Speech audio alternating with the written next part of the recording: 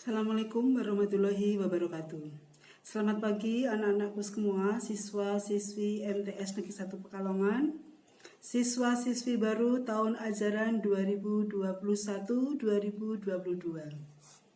Pertama-tama marilah kita panjatkan puji syukur kehadirat Allah Subhanahu wa taala yang telah melimpahkan rahmatnya, melimpahkan hidayahnya, sehingga pada pagi hari ini kita bisa bertemu, bisa bertatap muka, walaupun tidak secara langsung.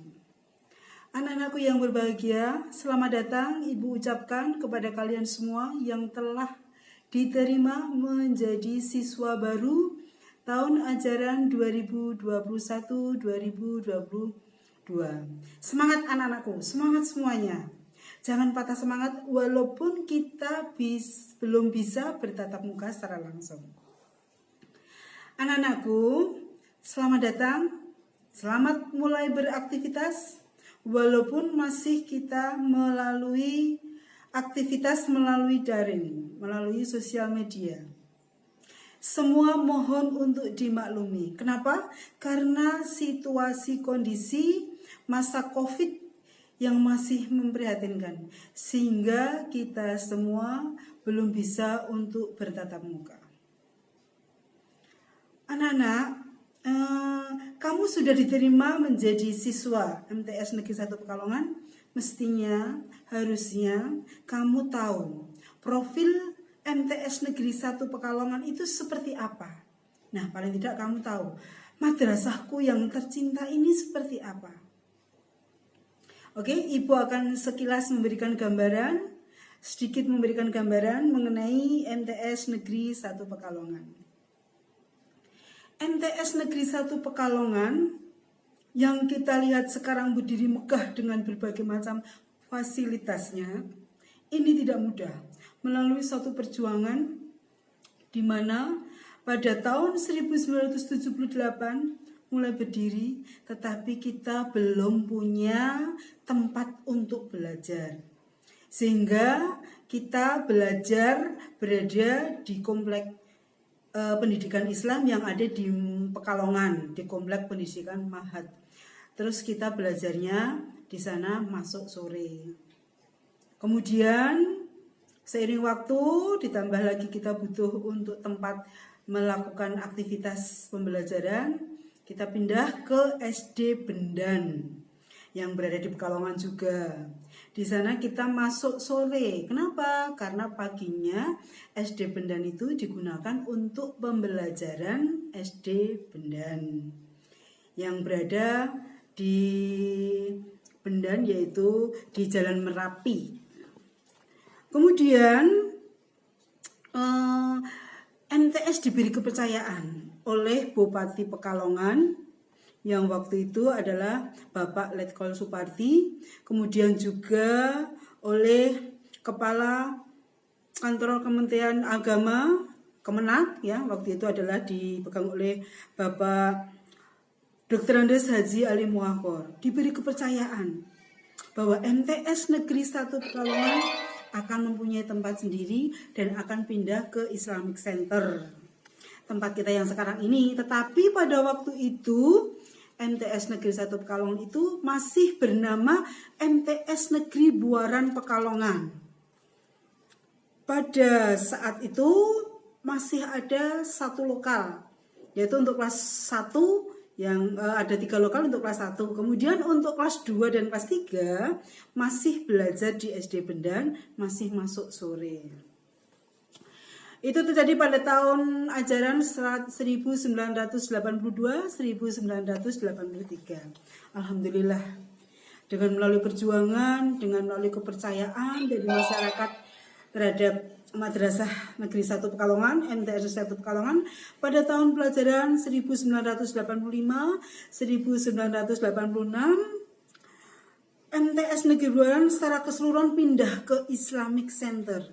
Jadi pindah ke Islamic Center yaitu pada tahun 1985-1986. Tahun ajaran pada saat itu kita pindah ke Islamic Center semuanya. Walaupun sudah berdiri tahun 1978, tetapi melalui suatu perjuangan di mana kita sudah mempunyai nama MTS Negeri Buaran yang berada di Komplek Pendidikan Mahat di Pekalongan, yaitu pada tanggal 16 Maret tahun 1978. Tetapi bisa pindah ke Islamic Center pada tahun 1986, tahun ajaran 1985-86. Dengan melalui satu perjuangan, maka melalui satu perkembangan yang sangat signifikan, perkembangan yang sangat luar biasa dengan prestasi yang telah dicapai. Maka tadi di depan Ibu sudah sampaikan, kamu jangan merasa berkecil hati, merasa banggalah kamu bisa diterima di MTS Negeri 1 Pekalongan. Karena prestasi yang diraih, prestasi yang dicapai oleh MTS Negeri 1 Pekalongan tidak kalah dengan sekolah-sekolah SMP yang lain, sekolah-sekolah madrasah yang lain yang berada di sekitar MTS kita ini. Jadi kamu jangan merasa berkecil hati, merasa banggalah. Sesuai dengan misi, sesuai dengan visi yang ada di madrasah kita ini. Visinya apa tuh?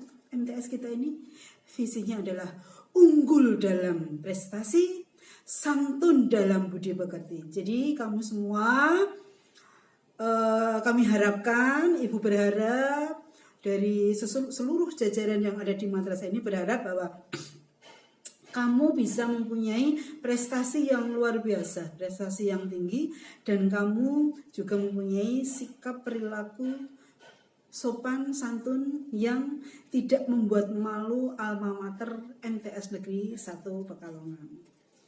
Itulah Nana sekilas gambaran mengenai profil MTS Negeri 1 Pekalongan. Dan kalau kamu ditanya, kepala madrasah kita itu siapa? Nah, kamu harus tahu, harus bisa menjawab. Kepala MTS Negeri 1 Pekalongan adalah Bapak Dr. Andes Haji Mukhlisin Dip Edi, di mana beliau adalah lahir dari Pemalang, tapi alamat aslinya sekarang tempat tinggalnya adalah di Gumayun, RT 10 RW 4 Kecamatan Dukuh Waru, Pemalang. Oke anak-anak, itu sedikit gambaran profil kita madrasah kita ini yang tercinta, tempat nanti kamu menimba ilmu. Diharapkan lulusan dari madrasah ini tidak membuat malu alma mater. Jadi kamu harus bisa menjaga alma mater kita ini. Dan anak ya, nah untuk bisa menjaga alma mater ini, maka pada saat kamu belajar, pada saat kamu berada di madrasah ini, kamu harus juga bisa menjadi siswa yang mempunyai perilaku. Kemudian di sini kamu juga, karena ini madrasah, maka kita mempunyai nilai plus. Di samping kita belajar pelajaran materi umum, kita juga belajar mengenai apa? Tambahannya yaitu agama. Kita mempunyai tambahan pelajaran agama yang berbeda dengan madrasah-madrasah, berbeda dengan sekolah-sekolah umum yang lain. Kalau sekolah umum yang lain mungkin hanya pendidikan umum, pelajaran agamanya hanya 2 jam pelajaran. Tapi di sini di MTS ini kamu mempunyai tambahan materi pelajaran agama yang cukup luar biasa, kamu tambahannya ya. Jadi benar-benar diharapkan kamu lulus di sini tuh mestinya sudah bisa mengaji, membaca Al-Quran, kemudian bisa sholat 5 waktu, wajibnya itu tepat waktu. Kemudian ditambah lagi juga kamu melaksanakan sholat-sholat sunnah yang lain, terutama yang sholat wajib yang nanti kamu laksanakan, yang bisa diketahui monitoringnya adalah di MTS ini pada saat kamu nanti melaksanakan sholat duhur berjamaah. Insya Allah nanti kalau kita sudah bisa melaksanakan tatap muka. Karena sekarang kita belum bisa melaksanakan tatap muka, ya kamu melaksanakan semua kewajiban kamu di rumah dengan pantauan dari orang tua. Jadi mohon juga kerjasamanya dari orang tua. Nah, untuk supaya kamu bisa berperilaku baik, itu ditunjang dengan adanya di madrasah ini kamu harus tahu mengenai apa? Tata krama dan tata tertib madrasah. Jadi nanti kamu akan mendapatkan buku, saku, mengenai tata tertib yang ada di madrasah. Kalau kita nanti sudah bisa bertatap muka, insya Allah mudah-mudahan semua yang ada, musibah yang ada, ujian yang ada dari Allah ini semua bisa segera berlalu sehingga kita bisa mengadakan tatap muka. Nah, sebelum kamu terima buku ini, oke anak-anak, sekarang kamu paling tidak punya gambaran, tahu apa itu tata krama, apa itu tata tertib yang mesti nanti akan kamu laksanakan pada saat nanti kamu sudah bisa belajar secara tatap muka. Tetapi ini tidak hanya berlaku di madrasah saja, itu nanti bisa juga kamu terapkan di rumah, perilaku yang baik kamu nanti bagaimana dengan orang tua kamu. Nah, anak, sebenarnya apa toh tata krama itu? Tata krama itu apa? Suatu adat kebiasaan. Di mana adat itu berupa apa? Sopan santun. Nah, sopan santun yang diadakan pada lingkungan yang kamu melaksanakan satu kegiatan dengan anggota masyarakat. Kalau ini tata tertib madrasah, ya berarti anggota masyarakat yang berada di madrasah ini, anak-anakku. Nah, kemudian tata krama itu nanti dipandu juga dengan didukung juga ada apa yang dinamakan tata tertib madrasah. Kalau tata tertib madrasah itu apa? Suatu kumpulan aturan yang dibuat untuk mengikat anggota masyarakat dalam melakukan suatu kerjasama, dalam melakukan suatu aktivitas, dalam melakukan suatu hubungan. Kemudian meliputi apa? Kewajiban dan apa? Larangan-larangan yang perlu kamu hindari, dan larangan itu bersifat secara umum yang berada.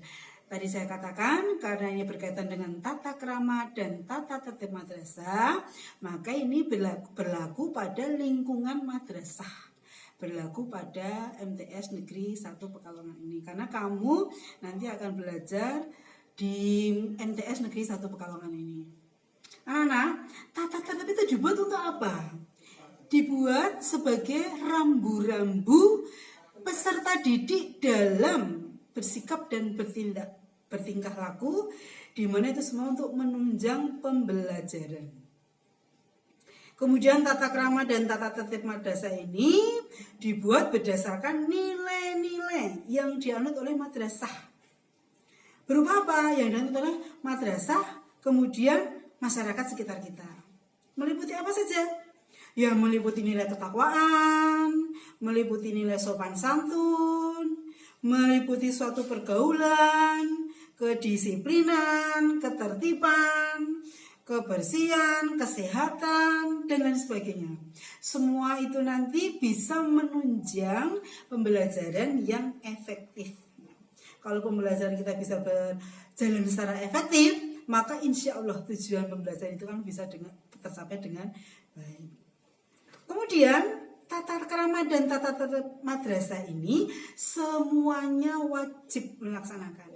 Jadi nanti ada tata krama dan tata tertib yang berlaku untuk siswa, dan tata krama dan tata tertib yang berlaku untuk semua lingkungan masyarakat madrasah. Nah, ini yang akan Ibu sampaikan ini juga berkaitan apa? Tata krama dan tata tertib yang berlaku untuk siswa.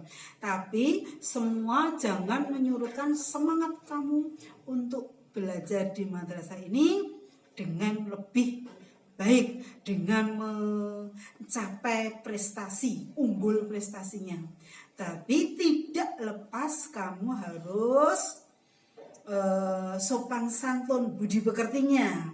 Jadi kamu harus tahu bagaimana menghargai teman, bagaimana menghargai orang tua, bagaimana kamu bisa istilahnya itu berpakaian yang sopan, berpakaian yang rapi, mempunyai rambut sesuai dengan aturan yang ada di madrasah. Semuanya nanti terangkum di dalam buku saku tata krama dan tata tertib madrasah. Jadi ini kamu akan tahu. Di sini akan tercantum juga apa anak-anak semuanya, yaitu mengenai poin-poin yang akan kamu peroleh. Kamu mendapatkan prestasi, kamu mendapatkan poin berapa? Apa reward, apa hadiah yang akan kamu terima? Itu nanti ada di dalam buku saku tata krama dan tata tertib madrasah. Nah, kemudian kalau kamu melakukan satu kesalahan, ya kamu akan mendapatkan poin negatif. Nah, kalau poin-poin negatif itu nanti terkumpul, kamu sudah mencapai terkumpul berapa poin, nanti ada aturannya.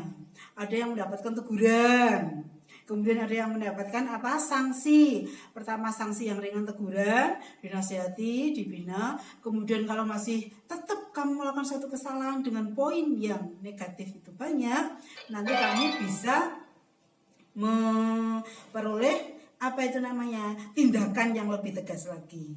Mungkin kamu dengan diberi skors, tidak boleh berangkat kalau itu nanti sudah melalui pembelajaran tatap muka. Sementara ini nanti kamu belajarnya di rumah. Jadi Bapak Ibu guru di madrasah tidak bisa mendampingi kamu secara langsung. Otomatis kita mohon kepada orang tua untuk bisa bekerja sama. Jadi bisa memantau anak didik anaknya, kita memantau dari sini. Karena kita tidak bisa bertatap muka secara langsung, jadi yang pantauannya dari orang tua. Jangan dilepaskan begitu saja orang tua. Anak diberi HP, kemudian mempelajari materi yang sudah disampaikan guru, kemudian sudah mengerjakan tugas-tugas yang disampaikan guru. Karena kita tidak bisa memantau. Kita bisa memantaunya hanya melalui apa? Daring, pembelajaran jarak jauh. Ya, jadi bukan pembelajaran yang menggunakan tatap muka. Mudah-mudahan nanti kita segera bisa bertatap muka. Rasanya juga kurang ya kalau kita tidak bisa bertatap muka, itu kira kurang puas masa itu.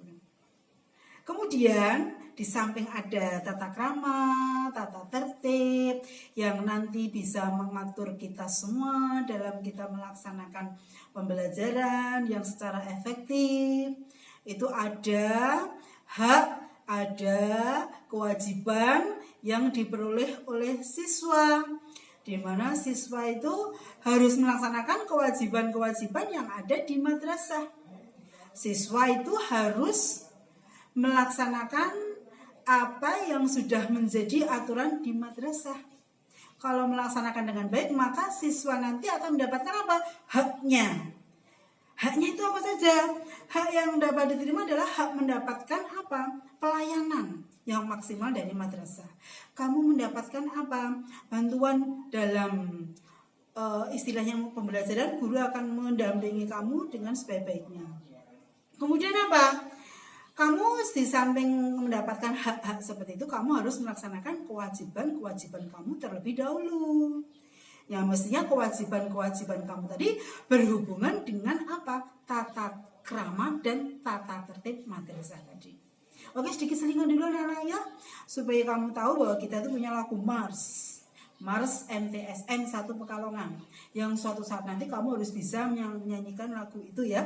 Nah, ini sedikit gambaran Ibu selingi dengan lagu Mars MTSN 1 Pekalongan yang nanti bisa kamu pelajari. Suatu saat kalau kita bertatap muka, kita bisa melaksanakan menyanyikan lagu Mars ini secara bersama-sama.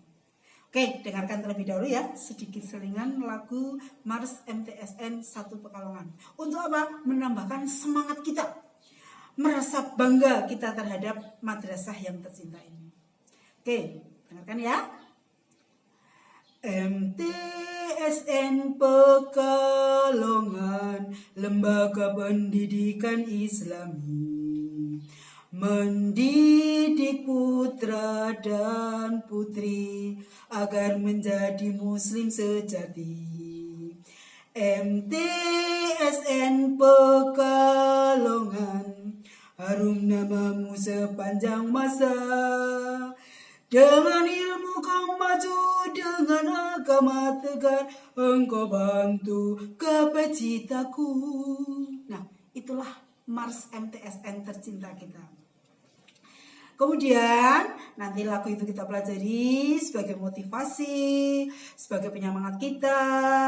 Sekali lagi, kamu jangan merasa berkecil hati, jangan merasa rendah diri, bahwa kamu belajar, kamu diterima di MTS Negeri 1 Pekalongan ini.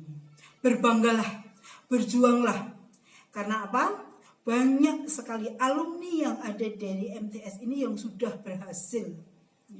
Dan itu juga tergantung dari masing-masing pribadi. Maka Ibu berharap kamu semua bisa menjadi siswa-siswi yang membanggakan. Bisa menjadi siswa-siswi yang bisa mencapai, meraih prestasi. Tetapi kamu tetap harus berperilaku yang sopan, berperilaku yang santun, mempunyai budi pekerti yang luhur, budi pekerti yang baik, tahu menghargai teman, menghormati orang tua, bersikap sopan santun. Di lingkungan masyarakat, kamu nanti bergaul di lingkungan masyarakat pun kamu juga harus bisa membawa nama baik madrasah kita. Mungkin itu yang Ibu sampaikan. Ada yang mau bertanya? Jadi nanti untuk rangkuman tata tertib, kemudian tata krama yang ada di Madrasah Negeri 1 Pekalongan ini dapat kamu lihat nanti kalau kamu sudah memperoleh buku saku tata tertib madrasah. Di sini nanti masing-masing anak akan memperoleh satu buku, kemudian nanti ditandatangani, diberi namanya. Buku ini nanti kemudian dikumpulkan pada wali kelas. Insya Allah ini bisa berjalan kalau kita sudah bertatap muka. Kemudian di sini ada poin positif, ada poin negatif. Berlomba-lombalah untuk memberikan poin yang positif, ya. Karena kalau kamu dapat memberikan poin yang positif, nanti kamu akan memperoleh reward, memperoleh hadiah dari MTS Negeri 1 Pekalongan. Tapi kalau kamu mempunyai banyak nilai negatif, nanti kamu akan mempunyai atau menerima sanksi. Ya, sanksi dari sanksi ringan, diperingatkan, dibina, kemudian juga ada sanksi kalau kamu masih tetap melakukan satu kesalahan, maka kamu akan mendapatkan sanksi dengan teguran, tidak diskorsing, kamu tidak boleh belajar. Bahkan sampai kalau tingkat istilahnya nilai negatifmu itu sampai melampaui, kamu nanti bisa dikeluarkan dari madrasah kita. Jangan sampai kamu dikeluarkan dari MTS ini, ya. Sungguh sangat memprihatinkan. Kasihan orang tua kamu yang sudah berusaha memberikan segala fasilitasnya supaya kamu bisa belajar, supaya kamu bisa bersekolah. Maka silahkan manfaatkan semuanya itu. Silahkan kamu tengok ke belakang, tidak terlalu ke belakang sekali, tapi kamu lihat banyak sekali anak-anak seusia kamu yang ingin sekali bersekolah, tapi karena kondisi mereka tidak bisa bersekolah. Kenapa? Karena mungkin masalah biaya, karena mungkin masalah yang lain. Maka kamu kalau orang tua itu memberikan fasilitas yang luar biasa ini, silahkan manfaatkan sebaik-baiknya. Kemudian kalau misalnya ada yang sampai tidak bisa belajar padahal anaknya pinter, anaknya berprestasi, itu nanti madrasah tidak akan lepas tangan. Madrasah akan berusaha membantu sebaik-baiknya agar siswa